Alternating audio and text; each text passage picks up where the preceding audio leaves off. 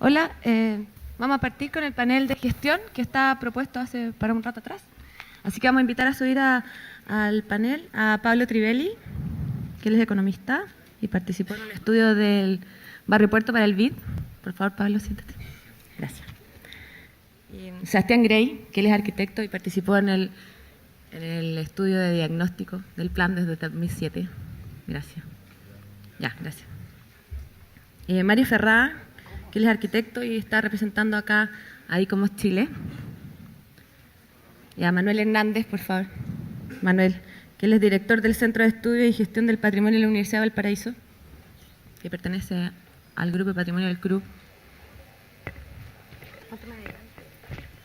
Y a Lisandro Silva, que él es arquitecto y es director de posgrado de la Escuela de Arquitectura y Diseño de la Universidad de Viña del Mar.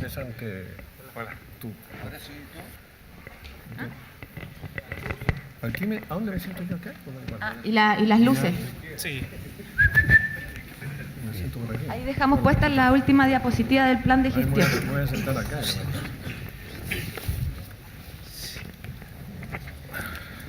Bueno, muchas gracias a los que vienen de Santiago por estar acá hoy día en Valparaíso con nosotros. Y después, primero hay que hacerles preguntas puntuales, porque yo les mandé a ellos algunas preguntas tentativas respecto al plan de gestión. Y primero quizás nos pueden contar, Manuel, no sé, o Pablo, empezar, como qué les pareció a ustedes la charla que dio básicamente Javier o la introducción, como algo que ustedes nos puedan decir respecto a eso, algún comentario que ustedes tuvieran. Pablo. Gracias, Alexandra. Sí, yo en primer lugar quiero agradecer la invitación. Es siempre un privilegio estar aquí trabajando con ustedes, porque yo creo que son pocas las ciudades en Chile que pueden ser un símbolo de la preservación del patrimonio histórico en este país. Son pocas las ciudades en Chile que han recibido un regalo de 70 millones de dólares para hacer algo con ese patrimonio. Y son pocas las ciudades en Chile que han avanzado en la formulación de un plan de gestión. Cosa que es fundamental porque hay un dicho que es muy elocuente, que dice que es más fácil echarle para adelante que saber por dónde uno va, en todas las cosas de la vida. Y cuando hay equipos profesionales responsables de la gestión del patrimonio de una ciudad, que son capaces de elaborar una estrategia como la que hemos escuchado, a mí me parece que es un tremendo avance. Porque yo no conozco que haya otras experiencias de esta naturaleza en este país. Y claro, habrá que poner a prueba el trabajo que se ha hecho, pero por de pronto es un tremendo equipo profesional y es un tremendo avance para el país. Tú me acuerdo que estuviste haciendo el trabajo con el BID, quizás nos puedes contar, porque además del estudio en Valparaíso se hizo en otras 10 ciudades del mundo respecto a la economía del patrimonio en los centros históricos. Así nomás es. Sí, tiene grande respecto a lo que pasa en otras ciudades, la gestión del patrimonio en otras ciudades. Yo diría que el escenario ideal es cuando el sitio patrimonial cumple una función que es acorde con lo que fue diseñado históricamente y que está de acuerdo a las costumbres y tradiciones de la población local. Entonces, por ejemplo, en Oaxaca, en México, que era uno de los lugares que se discutió, es que todo el entorno de la gran plaza de Oaxaca cumple una función de mercado desde siempre y hoy día también. Entonces no hay una alteración de la función, ya no conservación del patrimonio intangible, porque hay una identidad de la gente con su comercio, con los elementos que se trazan. Esto es distinto aquí, porque en el sitio patrimonial lo que ha habido es una gran pérdida de población, un proceso de gentrificación, un cambio del uso de suelo desde una función residencial hacia unas funciones de hotelería, bares, etcétera. Hay una proliferación de patentes de alcoholes que es desproporcionada respecto a lo que es la ciudad. En fin, hay una serie de cosas que están pasando que son funcionales respecto a la preservación del patrimonio físico, pero que de repente generan dudas y conflictos con lo que es el intangible, la función residencial y la imagen que tienen los barrios. Gracias. Y Sebastián, quizás, porque como tú nos acompañaste en el diagnóstico del plan director desde el 2007, quizás nos puedes contar como de ese proceso que ves ahora tú reflejado realmente en el plan. ¿Aló? No sé si... Voy a hablar sin micrófono. No, con. No, más fácil. ¿Aló? Aló. Hace un tiempo ya de la primera etapa de la etapa de diagnóstico, y por lo tanto yo puedo tal vez expresarme un poco como un observador, digamos, externo, como tal vez muchos de los que estamos presentes aquí, y casi me gustaría decir como un ciudadano más. Y aún con más precisión me gustaría decir como un santiaguino, que creo que tiene una condición bien importante, decir aquí en Valparaíso de que el resto del país y Santiago, que es ese otro país, mira a Valparaíso permanentemente con gran interés, con gran esperanza, interés porque Valparaíso tiene una connotación que simboliza un periodo glorioso de la República, y esperanza porque uno pensaría que con esos atributos Valparaíso le enseñaría una lección al resto del país en cuanto al manejo de su patrimonio y a un desarrollo que sustentable es una palabra un poco maniada a estas alturas, manida, pero me gustaría llamarlo más bien un desarrollo posible o armónico. Me voy a saltar tu pregunta, porque sé que el tiempo es breve. Quiero dejar solamente instalados un par de preguntas mías propias, que son cosas que me han surgido de esta primera sesión en la mañana, y quiero decir, a pesar de que habría muchos temas de qué hablar o profundizar, que me ha llamado profundamente la atención de que no está presente en el programa, ni en el listado de invitados, ni de panelistas, ni ha estado presente en los discursos de esta primera etapa de este importante foro, las autoridades portuarias. Y quiero decir eso porque no hay duda de que una ciudad como Valparaíso tiene su destino íntimamente ligado a las decisiones que se tomen en el ámbito de la autoridad portuaria. Y por lo tanto, la autoridad portuaria debería estar aquí, primero para decir qué quiere hacer en el futuro, y segundo para permitirse ser interpelada por la institucionalidad aquí representada y la ciudadanía aquí también representada en cuanto a sus oportunidades, su visión del futuro de la ciudad y finalmente su responsabilidad con respecto a la ciudad.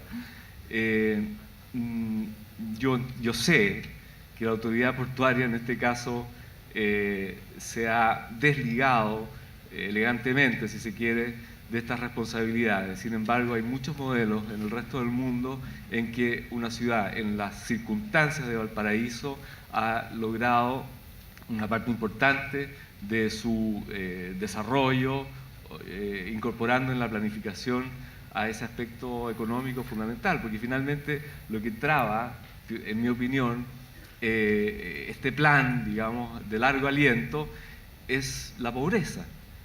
Y si no podemos resolver la pobreza, es muy difícil trabajar, digamos, con libertad de acción en esos otros ámbitos que son más conceptuales, que son más abstractos y que requieren, en mi opinión también, que lo más elemental esté resuelto de antemano.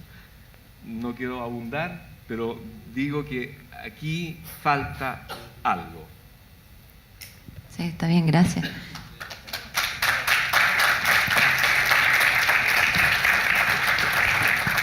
Y no es por defender el proceso que se generó durante la fase 2 del plan director, pero quiero decir que Cristian Moreno, Franco Gandulfo, que estaban por acá, que son de PB, ellos participaron del proceso como expertos temáticos desde la empresa portuaria. Y Harald también está al tanto de lo que ha pasado con el plan director. Estaban invitados como asistentes, pero realmente deberían, como tú bien dices, haber estado como panelistas. Quizás, Lisandro, nos puedes contar tú, de tu perspectiva de la academia, quizás para ti, tienes otra visión respecto a lo que los demás panelistas han comentado. Bueno, muchas gracias por la invitación. Y también una pequeña aclaración de dónde voy a opinar. No soy solo académico, he trabajado en planificación estratégica, en la gestión de municipios y de Santiago me vine para acá, de la comuna de Santiago. Lo que puedo compartir con ustedes es experiencia y conocimiento. O sea, yo voy primero haciendo experiencia y después teoría en gestión urbana. Y es importante todo lo que ustedes han hecho acá. Es un esfuerzo gigantesco. Solo plantearle algunas cosas que deberían tener presente, porque yo, si bien me nutro de Santiago, yo siempre he sido medio postmodernista. Desde la periferia voy a Santiago, nunca me he ido a vivir allá, pero trabajo allá a veces y allá gano plata. Es un mal necesario, Santiago. En el caso del plan que están planteando acá, quizás no tan como especialistas en patrimonio, sí poner atención en algunas cosas que funcionó, en las dos cosas que hicimos de este tipo en Rancagua y en la comuna de Santiago. A mí me tocó llegar en la segunda convención de Rabinet, había hecho la primera cuando se instaló en el 90, y de Rancagua también me tocó instalar el primer gobierno democrático local con Esteban Valenzuela, y Esteban como que le dio la vuelta a la ciudad. Estaba como Valparaíso, Rancagua, una ciudad tira para abajo, pesimista, éramos más pesimistas que los porteños. Y él le fue cambiando la cosa con la teoría de la planificación estratégica. Y eso requiere que las autoridades son las que planifican. Si no planifican los que tienen el poder político, estamos todos hablando puras vaguedades, digamos. Cuando el alcalde o el que tiene el poder y el liderazgo planifica, la cosa funciona. Esa es la primera condición.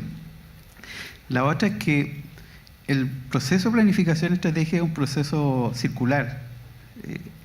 Y el pretexto para poder instalarlo y sustentarlo es hacer un plan, pero el plan no es el fin, sino que lo principal es sustentar el proceso de planificación estratégica. Y en algunas partes, a lo mejor yo estoy mal informado porque vimos hoy día nomás lo que ustedes tenían, a lo mejor lo tienen hecho, pero compartir que de pronto en el arranque del plan, la política de comunicación es la que mantiene a todos los actores sociales involucrados desde el inicio, ¿no? Y quienes tienen que venir son los stakeholders, los que están interesados. En el caso del puerto, yo me he llegado a convencer que ya en esta altura Valparaíso tiene que hacer separaciones de bienes con el puerto. O sea, ya son dos cosas que están tomando dinámicas distintas desde el punto de vista social, económico.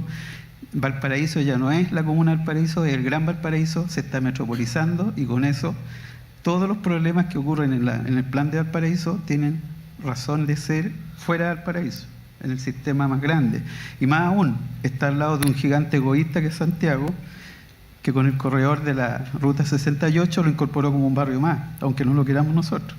Nos acercó 15 minutos y ese acercamiento nos mata si no tenemos una postura frente a las influencias de la metropolización que hace la globalización a través de Santiago.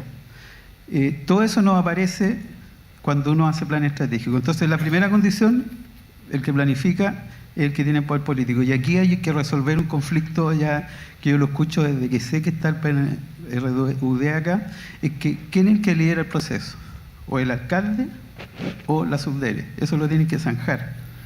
Porque el tener el poder significa tener el liderazgo sobre los actores que convoca y tiene la posibilidad de movilizarlos, movilizar recursos, movilizar a los actores sociales y todo eso. Segundo, la participación cruza todos los procesos, sobre todo en la construcción de los modelos de desarrollo, es decir, el compartir la historia de la ciudad. Valparaíso tiene una identidad muy fuerte porque hasta la mitad del siglo XIX era como la instalación de faena del puerto. O sea, todo estaba relacionado con la gestión del puerto. Ya entrando el siglo XX, por ahí por el año 30, se empieza a industrializar Chile y Valparaíso se pone pantalones largos y empieza a haber una acción ya.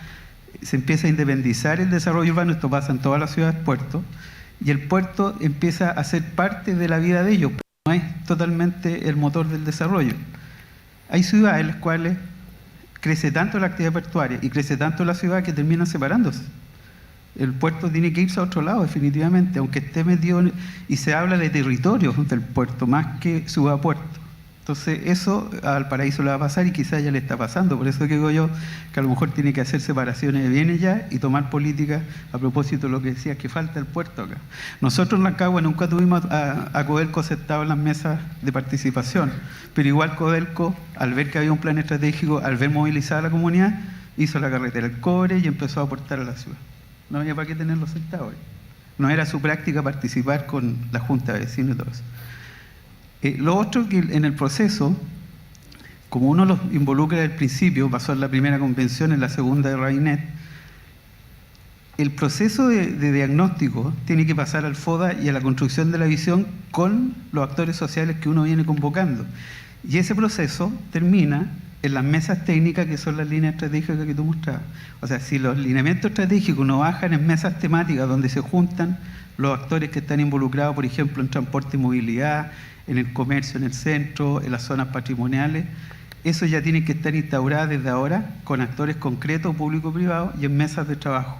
El Rabinet después lo implementó a través de las juntas de adelanto. O sea, no tampoco operó por las juntas de vecinos porque era un lío muy grande, funcionan con otra lógica, y a través de la junta de adelanto Rabinet logra hacer gestión en unidades territoriales con gente que está interesada en proyectos concretos y le iban haciendo control y seguimiento al plan. ¿Y qué es lo que permiten las mesas temáticas? Aparte de hacer las líneas de acción, los planes y todos los proyectos, a través de los comités de adelanto uno monitorea, efectivamente retroalimenta el proceso y ellos mismos se hacen cargo de ir viendo cómo va el asunto y además tienen que cumplir sus compromisos de acción. O sea, que no es solo que llegue la comunidad a controlar el sector público, sino que también tiene que aportar. ¿Por qué? Porque en ese proceso solamente se logra movilizar recursos. Por ejemplo, cuando escuchábamos al alcalde de Valparaíso, me gustaría que hubiera estado para le dar unos tips, que hay esperanza, otro mundo es posible. Nosotros en Rancagua teníamos un presupuesto de 7.000 millones para una necesidad de 20.000 millones en inversión. Y dejamos instalado en 4 años toda la inversión que todavía se está haciendo en la vialidad estructurante en Rancagua, y además hicimos un año adicional de inversión en concesiones en el año 94. Le decíamos con Esteban, negocios privados con virtudes públicas, ese era como el dicho. Inventemos negocios privados, es decir, traigamos recursos, es un hecho económico, pero que tenga virtudes públicas, no llegaría a ser negocio. Y logramos hacer el rodoviario, el paseo peatonal, el paseo de la Alameda. Después hicimos hasta concesiones para, o sea, licitaciones de terrenos para vivienda social.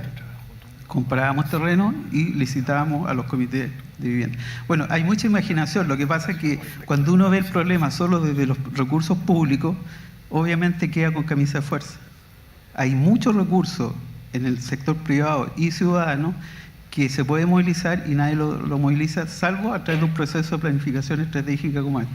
Entonces, las mesas temáticas son la carne de esos lineamientos que mostrabas tú al final, que van diciendo aquí hay un conjunto de proyectos y este es el ámbito de trabajo de este grupo de actores sociales que están interesados, que los gringos le llaman los stakeholders.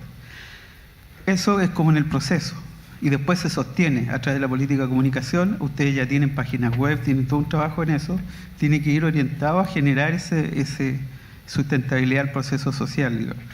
Lo último, en el tema económico, siempre nosotros en el posgrado que tenemos de gestión de proyectos urbanos regionales, con CEPAL y con el Politécnico de Milán, hemos sistematizado este proceso y sobre todo interpretar desde la economía a la ciudad. La ciudad como motor económico es distinto a como se muestran siempre a través de criterios presupuestarios o métodos de evaluación de proyectos. Eso es queda corto en lo que uno tiene que entender con la ciudad. Por ejemplo, el declarar patrimonio un territorio, sí o no, le estamos declarando o colocando camisa de fuerza a esa parte de la ciudad. Y eso genera un costo alternativo, que alguien lo paga. Entonces, si la teoría económica no nos sirve para explicar qué pasa ahí con esas externalidades, estamos haciendo malas políticas. No es solo eficiencia para asignar recursos, sino que qué estamos generando en el motorcito de desarrollo de la ciudad cuando le ponemos camisa de fuerza al 70% del territorio. Y lo otro, que las ciudades subvencionadas no las aceptemos nunca, son ciudades ineficientes. La declaratoria de patrimonio en un sector muy preciso saca del mercado inmobiliario o del mercado de la ciudad, del motorcito socioeconómico de la ciudad, ese territorio, y efectivamente uno lo puede declarar bien público y lo saca del mercado. Y ese sacarlo del mercado tiene un costo mantenerlo. Y eso puede ser motivo de que todos aportemos con nuestros impuestos a que eso se mantenga como un bien público. Entonces, todos esos elementos, plantearlo un poco porque hay conocimiento, hay experiencia. Lo inédito acá sería que le pusieran los sistemas de control territorial a cargo de las mesas temáticas. Eso sería bajar mucho más la gestión técnica también a la gestión social. Gracias, Lisandro. Me había quitado el micrófono, no le podía decir que para en la mitad. No tenía otro micrófono para hacerle la competencia. Claro. Voy a aprovechar que está Mario Ferrá, porque él es representante de ICOMOS Chile, que va a ser más breve que Lisandro, para contarnos un poco, como desde el punto de vista de ICOMOS Chile, si estamos frente a una crisis o transición respecto a nuestro manejo patrimonial que excede Valparaíso, o acá tenemos desafíos o deudas mayores, en el fondo, que como usted. Tengo, gracias. Qué bueno. Bueno, igual que el resto de mis colegas del panel, agradecer a la organización la invitación y agradecer la oportunidad de compartir con los que están asistiendo reflexiones. El tiempo siempre es poco, pero el esfuerzo hay que hacerlo en sintetizar, ¿cierto?, las ideas motrices de lo que pueda significar un aporte al desarrollo de la ciudad de Valparaíso. Yo diría que eso es el objetivo de esto, más allá del específicamente el plan director, tiene que ver con la calidad de vida, ¿cierto?, de la ciudad como tal. Para introducir la respuesta a la pregunta, me gustaría, no solamente como ICOMOS, sino que también por deformación profesional, creo que es muy bueno siempre colocar sobre la mesa elementos de carácter histórico de este proceso. Desde el año 1992, que es cuando se celebra los 200 años del primer Cabildo en Valparaíso, hasta hoy día son 20 años, ¿cierto? Y efectivamente yo creo que todos nosotros concordamos en un diagnóstico en el sentido de que ha habido avances significativos en muchos ámbitos.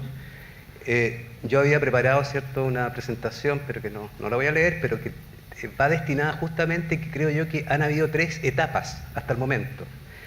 Una primera etapa, ¿cierto?, que es de 1992 hasta el año 97. El año 97 es cuando se puede, en forma pionera en Chile en ese momento, modificar el plan regulador con 2 seccionales, uno de patrimonio y el otro del seccional de vista, y justamente el área de ese seccional de patrimonio es la misma área, más o menos, que posteriormente se calca para postular esa área o ese sector como Patrimonio Mundial de la UNESCO. Esa primera fase que en el fondo tiene que ver con identificar tipos de patrimonio y poder, al menos a nivel de plan regulador, en ese momento protegerlo. Una segunda etapa que tiene que ver con una práctica pedagógica, o sea, desde el año 97 hasta el año 2001, que es el momento en que se reingresa el expediente a la UNESCO, creo yo que Valparaíso ha vivido un proceso de pedagogía, o sea, de hacer conciencia y de enseñar a los actores, ciertos políticos, económicos, ciudadanos, técnicos, que hay ciertas formas de gestionar y de planificar el patrimonio, y por lo tanto se instaló esa faena de enseñar, de aprendizaje, que aún no termina, por supuesto. Y la tercera, en la cual estamos hoy día, es una etapa que comienza, diría yo, del año 2001 y específicamente se fortalece con la declaratoria en julio del año 2003, que tiene que ver con la gestión. Y en ese sentido, el diagnóstico, respondiendo a la pregunta, creo que el proceso se ha ido estancando, ha sido deficitario, en muchos aspectos, diría yo, desde el punto de vista técnico, bastante ineficiente, específicamente, por ejemplo, en el famoso Programa de Recuperación y Desarrollo Urbano, PRDV, en el sentido de ineficiencia, o sea, la cantidad de productos logrados en relación a los recursos incorporados por la vía de los, digamos, del crédito BID y el cofinanciamiento del Estado. ¿Qué ve uno en la ciudad hoy día? Ve procesos de, algunos le llaman aburguesamiento o gentrificación, ¿cierto? Ve procesos de estandarización de soluciones, de proyectos, o sea, muy presionados por ciertos modelos externos que nos están afectando fuertemente y, bueno, uno de ellos tiene que ver con una parte de Valparaíso que no está en el área UNESCO, pero que es el borde costero, con el Mall Barón, y que va afectando esta calidad, ¿cierto?, integral de la ciudad como un conjunto paisajístico, como como un paisaje cultural sin haber sido declarado como tal.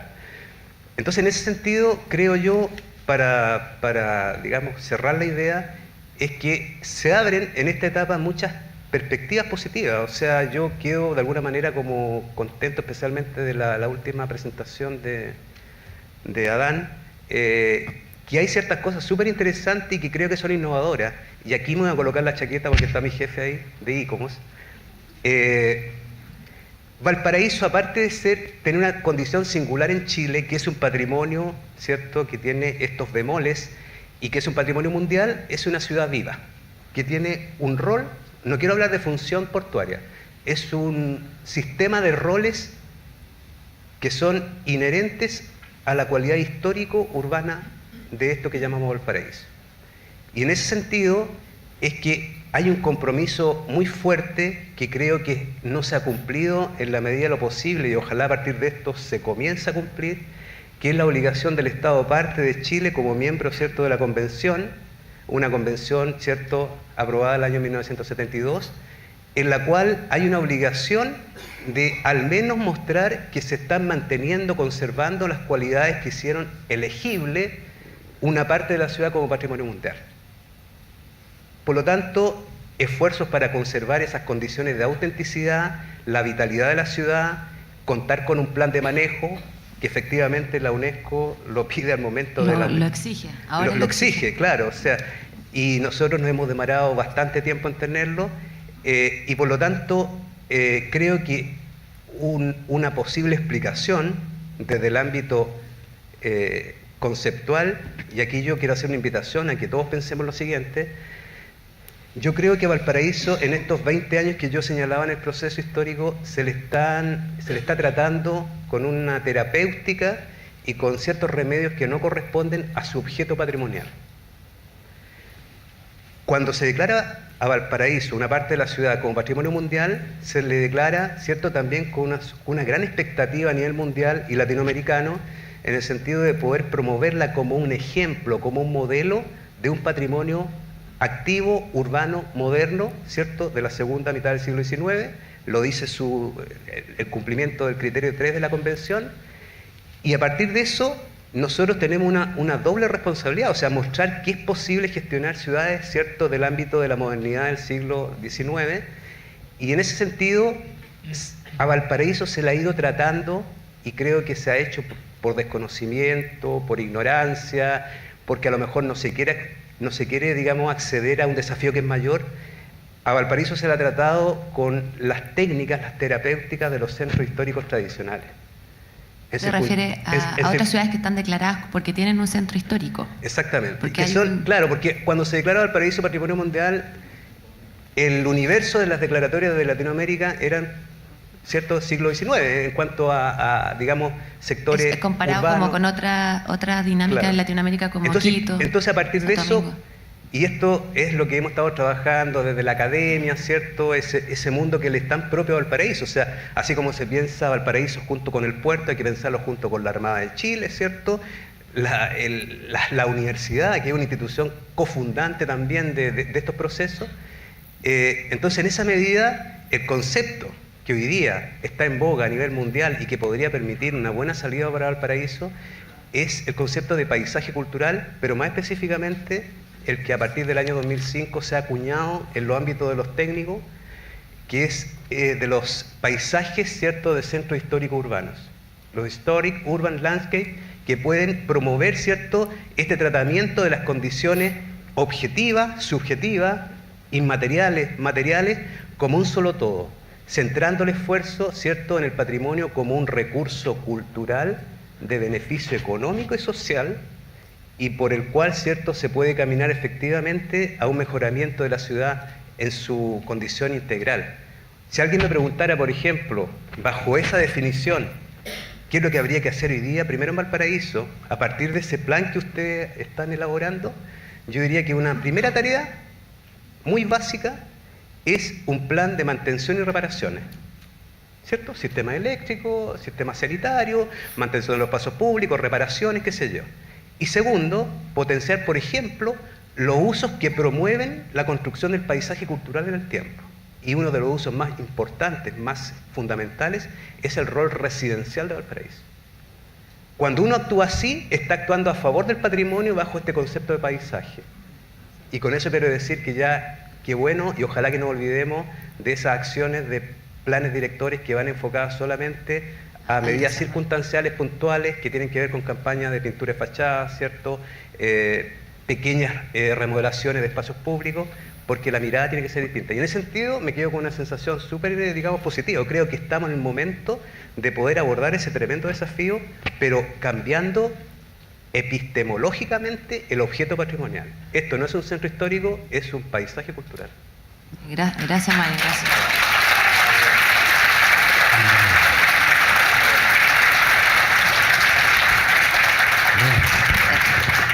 Eso es la mirada de ICOMOS.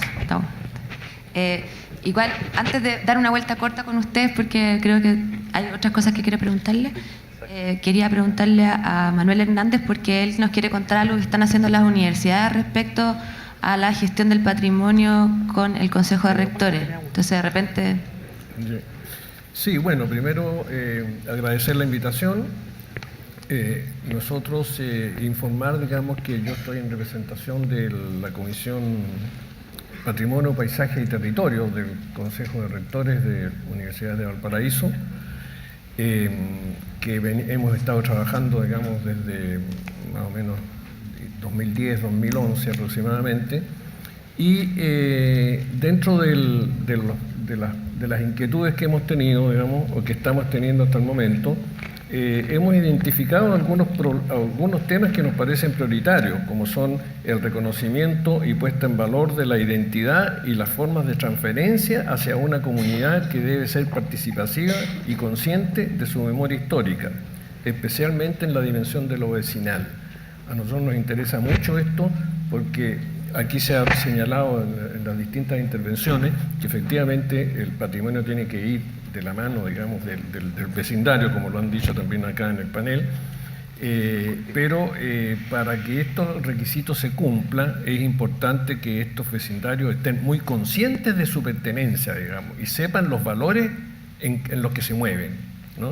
O sea que ese es un tema que nos parece importante como comisión universitaria. Después nos parece importante la puesta en valor de aquellas funciones históricas de Valparaíso, como son las funciones relacionadas al borde costero, que no son solo funciones comerciales y tecnológicas, sino también contienen funciones y comportamientos de alto contenido identitario y de valor como paisaje simbólico. O sea, el borde costero no hay que mirarlo solamente desde el punto de vista económico, sino que hay un valor identitario porque Valparaíso nace de ahí, digamos, ¿no? Otro tema que es importante es la normativa vigente y los instrumentos de gestión y financiamiento permanentes, digamos, requeridos para la valoración, conservación, seguimiento y evaluación sistemática de las aplicaciones del plan de gestión que corresponda.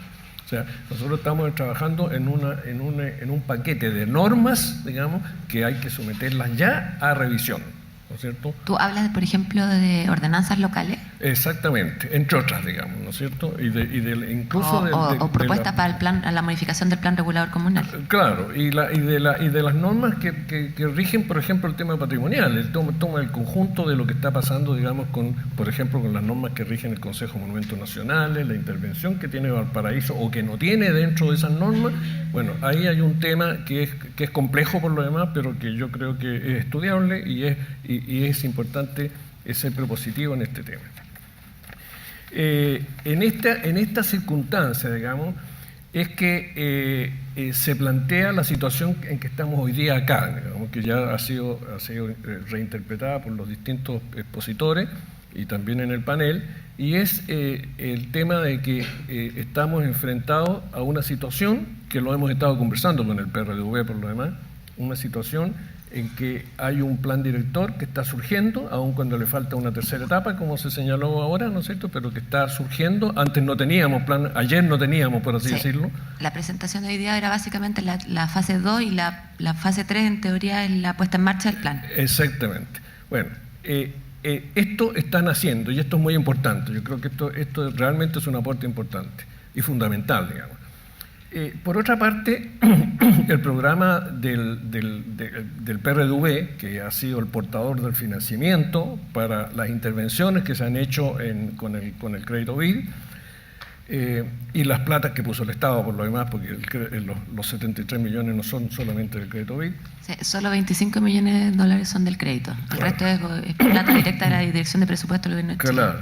Bueno, entonces, la idea entonces, ¿no es cierto?, es que se produce ahí una situación de un instrumento que nace y una institucionalidad que maneja y gestiona o que ha estado manejando y gestionando el tema del patrimonio, que se cierra por las circunstancias que aquí ya se explicó y que todos sabemos.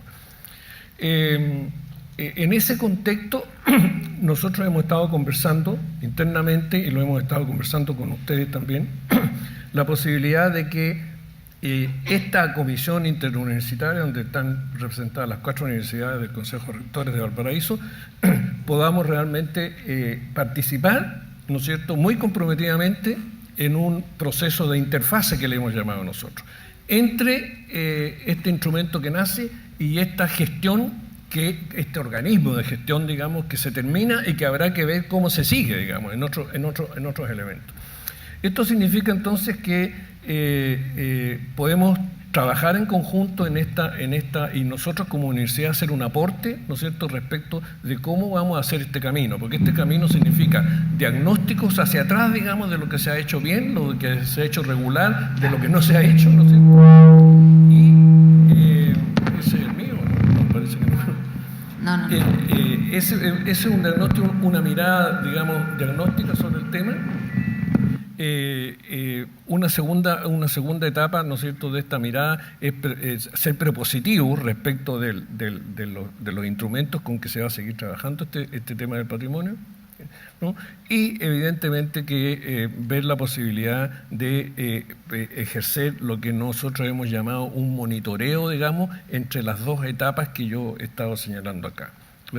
Esto es como quien dice la propuesta que viene de las universidades. Y yo les quiero decir que los rectores de las 4 universidades están muy comprometidos con esta posibilidad de que las universidades entren y se comprometan con el tema y sean elementos colaborantes, digamos, ¿no? Nosotros no tenemos intenciones en manejar nada, ¿no es cierto?, ni de ser ejecutivos en esto, porque no nos corresponde como tarea universitaria, pero sí estar trabajando con los equipos que correspondan y que tienen las normativas, etcétera, y nosotros hacer muy propositivos en este tema y tener esa permanencia, digamos, que nosotros le hemos llamado monitoreo entre las 2 fases. Es como se dice, llevar la academia un poco al mundo público y el mundo público a la academia, que es algo bastante difícil mucho. Claro, mira, en el mundo científico se estila más como a través de los planes de manejo. Tú tocas ahí un pequeño. tema que no lo toqué yo también, pero que realmente es importante, y es que nosotros como comisión interuniversitaria estamos también de alguna manera comprometidos con eso que tú estás diciendo, vale decir, nosotros trabajando en conjunto, ya no las universidades por separado, sino que las 4 universidades de Valparaíso, trabajando en conjunto, poder generar líneas, ¿no es cierto?, docentes para alumnos de cualquiera de las universidades, digamos, proyectos de investigación, también relacionando investigadores de las universidades, de las 4, ¿no?, y poder entonces tener una visión más completa, por así decirlo, desde el punto de vista académico, que ofertar a los organismos que están trabajando en el tema. Gracias, Manuel. Y para volver un poco al tema académico, porque la mayoría de los que estamos acá somos arquitectos, entonces quiero preguntarte, Pablo, un poco por lo que vieron ustedes, sobre todo del barrio Puerto, porque si bien el PRV ha abordado proyectos en los cerros, es más difícil abordar proyectos en el plan, dada la complicación o lo complejo que significa, sobre todo intervenir en el barrio donde hay de ancho 3 cuadras, y cualquier intervención a macro escala tendría que modificar radicalmente el funcionamiento, sobre todo de los flujos vehiculares y de tránsito por esa área. Entonces, ustedes cuando vieron el tema del barrio Puerto, el despoblamiento y todos los posibles deterioro que hay ahí, ¿qué rescatas tú de ese trabajo que fueron a mostrar después a Washington? Desde el sesgo de la economía, porque como conversaba un poco Juan Pablo en la introducción y Javier después en la presentación, hay un tema de la economía del patrimonio, de cuánto vamos a invertir en el patrimonio local. Sí, varias cosas. Primero quería reaccionar a lo que dijo Manuel. ¿Sí? ¿Qué hay? Quería reaccionar a lo que dijo Manuel. Y yo creo que me permito opinar de que hay varios otros aspectos en los cuales las universidades sí podrían contribuir. No solamente en la parte de investigación, que parece muy importante y puede ser un complemento muy fructífero, pero además en la parte física. O sea, hay una serie de iniciativas. Esta es un ejemplo elocuente de cómo las universidades pueden contribuir en forma muy concreta y específica a la recuperación del patrimonio físico y funcional. Y hay una cantidad importante de edificaciones que sí podrían ser recicladas con funciones universitarias de distintas índoles, incluyendo elementos que ha habido en los programas de recuperación del sitio patrimonial, como por ejemplo el alojamiento de estudiantes universitarios. Hay un crecimiento mundial de alumnos de las universidades y que tienen requisitos de alojamiento porque son gente que viene de otras regiones del país, y ha habido una iniciativa un poquito incipientes, pero yo creo que si alguien se tomara bien en serio esas cosas, a lo mejor se podrían reciclar y trabajar con el sector privado, con pequeños empresarios que reciclen sus propiedades y puedan mejorarlas y recibir a los alumnos alojamiento en alguna apoyo o con apoyos mutuos, porque había además algunas iniciativas desde la universidad en ese sentido. Entonces ya están puestos los carriles. Siento que sí, claro, y a lo mejor sería interesante si las universidades pudieran aportar en elementos innovativos que tienen que ver con la cosa empresarial y la cosa económica, no solamente la parte física, arquitectónica, porque de repente desde las universidades se pueden hacer algunos aportes sustantivos respecto al diseño de los instrumentos de política pública para el financiamiento de iniciativas públicas o mixtas o privadas. Entonces quiero poner como punto central respecto a esto del barrio Puerto y la recuperación del barrio Puerto, que yo, en mi opinión profesional, yo creo que la recuperación pasa por una iniciativa poderosa, por un liderazgo poderoso desde el sector público, ya sea del municipio o del gobierno regional o de la Seremi, pero eso no va a suceder desde la iniciativa privada, eso está clarito, o sea, sin el apoyo del Estado, de instituciones públicas. Y quiero mencionar como referencia que me tocó trabajar también en la Municipalidad de Santiago, cuando Rabinet estaba recién llegado al municipio en el año 92 y 93, yo estuve a cargo de los proyectos importantes que hizo, la reconversión de la estación Mapocho, el Parque Los Reyes, la sacada de la cárcel y el programa de repoblamiento. Eran todos programas en los cuales sin la intervención pública no había ni una manera de sacarlos adelante. Y en particular quiero mencionar todo lo que era el entorno de estos 4 proyectos que se acompañan, y cuando llegó el tema de recuperar el sitio de la cárcel, me consta, porque yo estaba ahí, Rabinet le ofreció el terreno a las grandes empresas para que hicieran un gran edificio simbólico para generar ahí un elemento, un referente urbano mayúsculo, y se le empezó a ofrecer, llamó una licitación, no pasó nada, y finalmente se lo ofreció gratis. Se averiguó cuáles eran las multinacionales que estaban queriendo construir en Santiago en ese momento y les ofreció gratis 1 hectárea al lado de la estación Mapocho, donde estaba la cárcel. Y todos le dijeron que no. Entonces, lo que quiero decir es que para recuperar una ciudad y para recuperar elementos urbanos, uno tiene que confiarse en el liderazgo del sector público y no en el afán de lucro de las iniciativas privadas, porque esas siempre van a ir de atrás.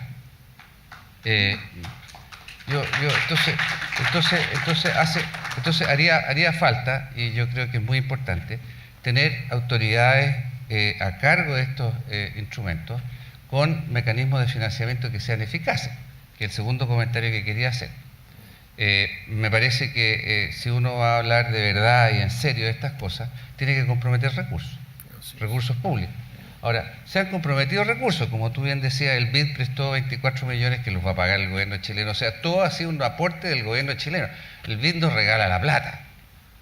Entonces, lo que sí es importante destacar es que el gobierno de Chile puso a disposición de las autoridades Eso es un decir nomás, porque después se decidía todo en Santiago, pero en fin, puso a disposición de las autoridades locales estos 73 millones de dólares.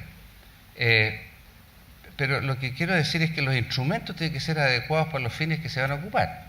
Entonces se diseñó desde Santiago un subsidio de renovación patrimonial del Ministerio de la Vivienda. Y yo creo que nadie se va a enojar si uno dice públicamente que los resultados fueron un desastre, porque eso no sirvió para nada. No sirvió para nada ni en Valparaíso, para donde la ciudad para donde fue pensado, ni en el resto del país. O sea, es un instrumento pésimamente mal diseñado. Y entonces yo no lo estoy diciendo para denigrar a la gente que hizo el esfuerzo, porque los conozco y son gente fantástica, que lo hizo con la mejor intención. Pero hay que pensar mejor las cosas. Y como no me quiero quedar en las cosas negativas, quiero decir que hay otro instrumento que fue muy fructífero, que es el subsidio de recuperación patrimonial de la Corfo, que se aplicó en todo Chile, pero especialmente en Valparaíso, y que permitió la recuperación de una cantidad importantísima de inmuebles porque tenía un buen diseño. Era un instrumento que tenía un buen diseño y tenía los recursos necesarios para acompañar los proyectos. Entonces, siento que, y esas cosas, el otro comentario que quería hacer, es que, claro, esas cosas le cayeron a Valparaíso desde arriba, como le caen al sitio patrimonial, como le caen muchos otros programas de subsidios fiscales y exenciones y cosas por el estilo. Pero lo que yo creo que es muy importante en este caso, que es un elemento de relevancia nacional, es que hay que pensar los instrumentos y los mecanismos desde el sitio patrimonial hacia arriba para que suelten la plata. Esto no puede ser una lluvia de cosas que si alguna cae y cae bien, muy bien, buenas gracias. Tiene que ser pensado desde el sitio patrimonial con los objetivos que hay. Porque termino con esto, porque quería decir que, claro, mire, si vamos a recuperar la función residencial y queremos tener alguna diversidad social, lo que pasa es lo mismo que pasaba en la Municipalidad de Santiago. Los que tienen la plata no les interesa para vivir ahí, comprar lugares y recondicionar, no les interesa, salvo inversionistas que quieren segunda vivienda en lo fundamental, o inversionistas que van a hacer negocios no residenciales. Y los que más les gustaría estar ahí no tienen la plata. Entonces, si uno quisiera que haya una diversidad social y que se integraran al sitio patrimonial hogares de distintos niveles de ingreso o estratos socioeconómicos, no puede pensar de que eso se va a conseguir con los instrumentos de subsidio que existen hoy día en el país. Es imposible. Entonces, de nuevo, hay que pensar en lograr esos objetivos con instrumentos adecuados para lograrlo, porque de otra manera no va a funcionar. Oye, Gracias, Pablo. Alexandra, ¿puedo decir algo al respecto? Sí, cortito, por favor. ¿Ah? Cortito, que tenemos hambre. Cortito. Así, corto. Yo tengo hambre. ¿Me estás diciendo que hablé mucho? No, Sí. lo digo para hacer una pasada rápida con todo, que Pablo para tocó cerrar. un tema que es súper importante, ¿no es cierto?, que fue, por ejemplo, la aplicación de estos dos subsidios. Yo creo que los subsidios, la aplicación de estos dos subsidios no son malos o perversos, digamos, por definición, sino que aquí lo que faltó en la aplicación de estos dos subsidios fue control, evaluación, digamos, sistemática. ¿Por qué razón? Porque a la larga, digamos, la aplicación de los subsidios Corfo y la aplicación de los subsidios del Ministerio de la Vivienda, digamos, generaron gentrificación, generaron abandono de las familias de origen. Y cuando las familias de origen, ¿no es cierto?, abandonan los vecindarios, es porque estamos perdiendo la identidad y estamos perdiendo el patrimonio, ¿no? Entonces, eso es lo que está faltando. Yo creo que esa es una cuestión que no podemos no conversarla ni valorarla dentro del futuro camino que tenemos que recorrer. O sea, las aplicaciones pueden ser muy buenas teóricamente, ¿no es cierto?, pero realmente tenemos que estarlas controlando, evaluando en el camino, porque de pronto las aplicaciones se nos pueden ir por otros conductos. Eso. Sí, gracias, Manuel. Y, ¿estamos, Pablo, con eso? Sí. Sí, yo ya hablé más de la cuenta. No, sí, pero pregunto como después me dijiste así, pero ¿cómo? Seguiría. Sí. Está bien, claro, paremos. El hambre. Y gracias. Eso significa que tenemos que irnos. Sí. ¿Quieren 3 minutos más? Déjenme que ellos todavía tienen ganas de decirles cosas. Espérate, pero Sebastián, usted no la segunda vuelta. ¿Segunda vuelta? Sí. Está bueno eso de la segunda vuelta. ¿Aló?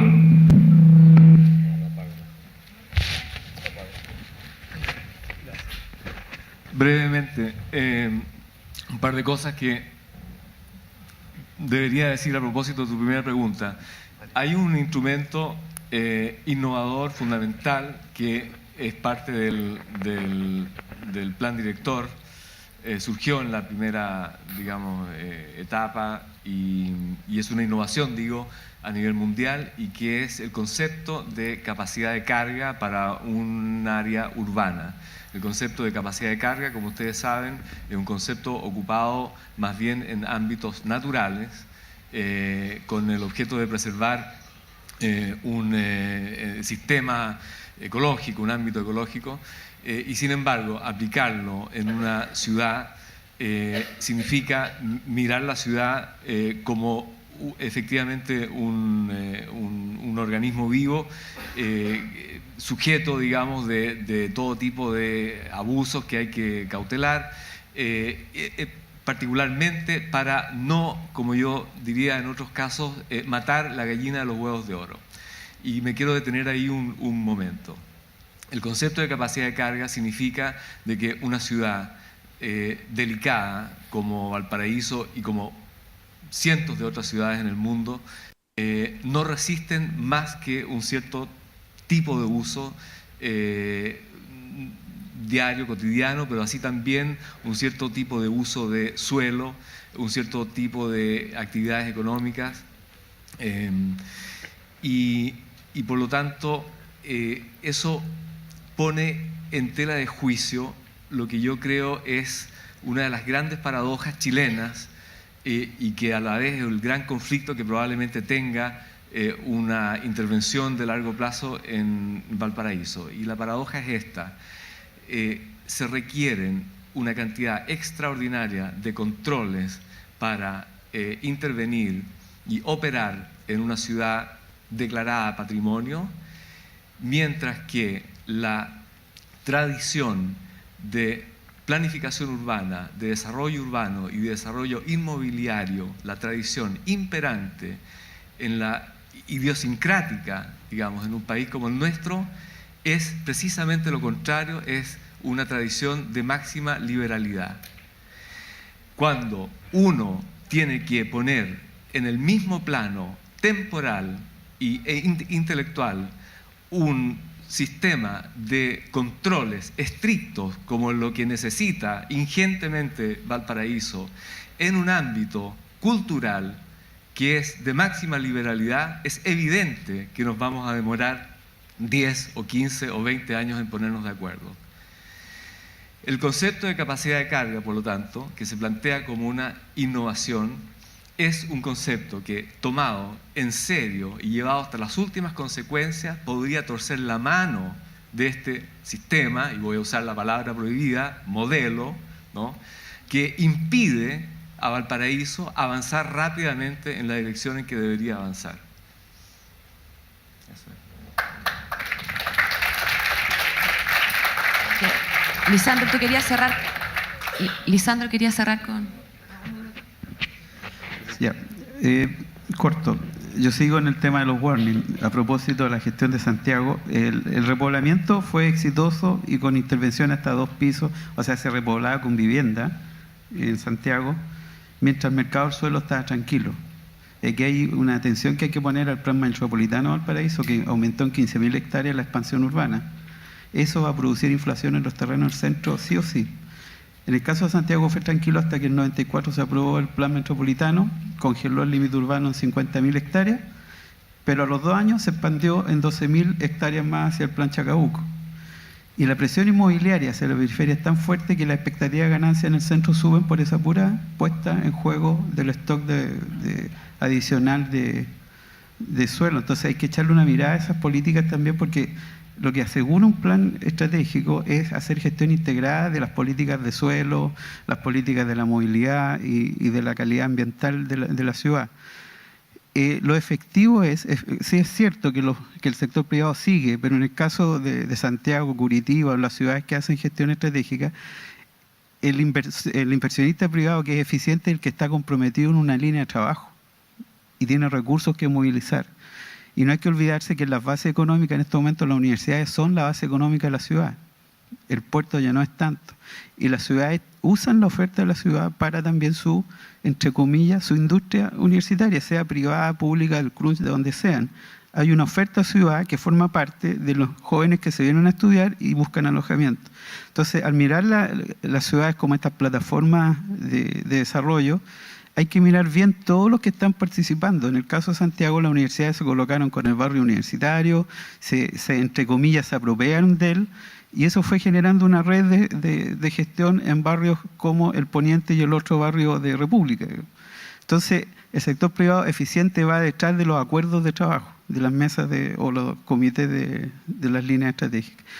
Y poner atención, el Prembal le va a subir el suelo a la zona patrimonial por el solo hecho de generar 15.000 hectáreas más de oferta de suelo urbano. Y eso va a generar más gentrificación y por último va a generar, acelerar el ciclo de deterioro del centro. Porque no está la plusvalía como va a poder invertir lo que va a requerir el valor del suelo. 42 UF por metro cuadrado, demasiado. Para el centro de Valparaíso, demasiado. Gracias, sobre todo por el detalle de lo caro que es el suelo, sobre todo en el Almendral. Mario, para cerrar. Sí, para cerrar, me voy a tomar de la última idea de Lisandro. Hay un aspecto que me preocupa, o sea, yo felicito, o sea, este estudio, lo que se muestra, me parece muy atinado, técnicamente hay un esfuerzo, o sea, nadie puede desconocer que es interesante técnicamente lo que aquí se ha mostrado. Pero como estamos viendo esa tercera fase que yo señalaba, me preocupa un tema y quiero, como ya estamos en la fase de cierre y de propuesta, ¿cierto? Desde lo que cada uno de nosotros piensa, me preocupa el tema siguiente. No se logra entender todavía, creo yo, que la gestión es una resultante de una visión de la planificación. O sea, un plan director no es solamente una gestión, ¿cierto? Sino que la forma de la gestión tiene que ver con un modelo de planificación, ¿cierto? Una orientación de esa planificación. Tomándome de lo que mostraron en las presentaciones, me parece muy bien este concepto de uno de los, ¿cómo le llamabas tú? Solapillas, separadores. El patrimonio como bien público, ¿cierto? Yo le agregaría también el patrimonio como bien común, ¿cierto? Entonces, cuando uno empieza a preguntarse por lo público y lo común, es que de alguna manera, inconscientemente, está reclamando una vuelta, contemporánea por supuesto, de un rol comprometido, serio, ¿cierto?, asumido de lo público. E institucionalmente lo público está representado, ¿cierto?, por los organismos públicos también. Porque esa gestión, si no se le coloca un marco de planificación, podemos volver nuevamente a una gestión privada, ¿cierto? O sea, donde los públicos de alguna manera estén haciendo el contexto, ¿cierto?, o estén armando un poco la música para que esos privados puedan bailar. Y con los datos que entrega Lisandro, uno se pregunta ya, imaginémonos que tenemos terminada, estamos a punto, mañana se inicia la aplicación del plan director. Preguntas, ¿cada cuánto tiempo se va a controlar? El monitoreo que se plantea, bueno, todos los planes de manejo de ciertos patrimonios exigen un sistema de monitoreo, evaluación y seguimiento, y ese seguimiento tiene que tener indicadores precisos. Sí, eso lo vimos con Paulina, que debería ser cada un año. Pero no me quiero quedar con eso. El tema es que también ese plan, al estar en una planificación desde lo público, tiene que ser monitoreado también por los usuarios, por los afectados, por los ciudadanos, por los vecinos, por los propietarios, por los arrendatarios, por los turistas, ¿cierto? Más o menos eventuales. Por lo tanto, ¿de qué manera nosotros como interesados en este tema vamos a poder controlar y exigirle al poder político público, ¿cierto?, nacional, regional, local municipal, el cumplimiento de esas metas, de esas expectativas del plan? Entonces, ante eso, yo quiero compartir con usted una propuesta y que justamente el contexto en el cual estamos viviendo, entiendo que los alcaldes llegan hasta este viernes, ¿cierto? Sí, hasta este viernes. Bien. Se notó eso. Se notó. Al principio. Es la oportunidad. Por eso. O sea, muchas veces las soluciones están más cerca y son menos complicadas de lo que uno piensa. Para mí, un buen plan director a partir de estos excelentes insumos técnicos que he mostrado, debiera formar parte de la modificación de otro de los instrumentos que tiene la planificación comunal, que acá no se ha nombrado, que son los planes de desarrollo comunal. Si se modifica, como están obligadas todas las municipalidades cada cierto año, ¿cierto?, a actualizar o a modificar su Pladeco, conjuntamente con la modificación del regulador que ya viene, vamos a ser capaces de insertar la herramienta plan director dentro de las exigencias de un Pladeco. Por lo tanto, el estamento político que representa a lo público va a estar demandado ante el control público de los ciudadanos para el cumplimiento de ese plan director. Esa es una oportunidad que no hay que perder, porque me da miedo que esto se transforme en un estudio más y que, claro, una meta que está programada para 2 años no se cumple, entonces a los 3 años vamos a tratar de que se cumpla. Creo yo que Valparaíso ya no aguanta eso y hay que volver a un rol concreto del organismo público, del Estado contemporáneo, para que esto no sea, ¿cierto?, el baile de los privados, que ese ha sido, digamos, de alguna manera la tendencia, el signo del proceso hasta este momento. Bueno, gracias a todos los panelistas.